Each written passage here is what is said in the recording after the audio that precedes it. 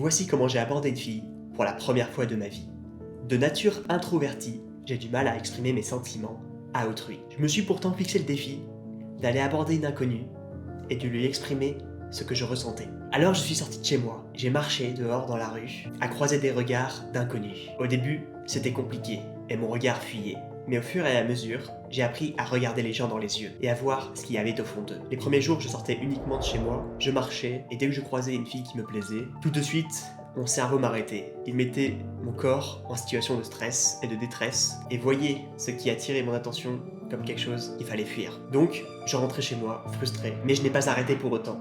Et les semaines suivantes, j'ai continué à sortir de chez moi, jusqu'au soir où en rentrant des cours, je croisa une silhouette féminine devant moi. Ok Loïc, si tu ne l'abordes pas, tu ne rentres pas chez toi. Alors, je suis allé l'aborder et j'ai réussi à lui demander l'heure. Oui, ce n'était pas l'objectif premier, mais c'était déjà un premier pas. Et quand elle m'a répondu 18h26, j'ai jamais été aussi heureux d'apprendre l'heure. Je suis rentré chez moi et j'avais construit déjà une petite confiance en moi. Cette petite confiance, je l'ai cultivée parce que je suis retourné à Paris, la ville la plus stressante du monde, avec des langues étrangères dans tous les sens. Hello, how are you? Hola, comment estás? Avec les bus, les trams, les RER, les personnes qui marchent comme si elles voulaient aller aux toilettes en permanence. Une fois sur le terrain, il s'agit d'aller aborder. Mais c'est toujours le même problème. Je pense que je vais déranger la personne.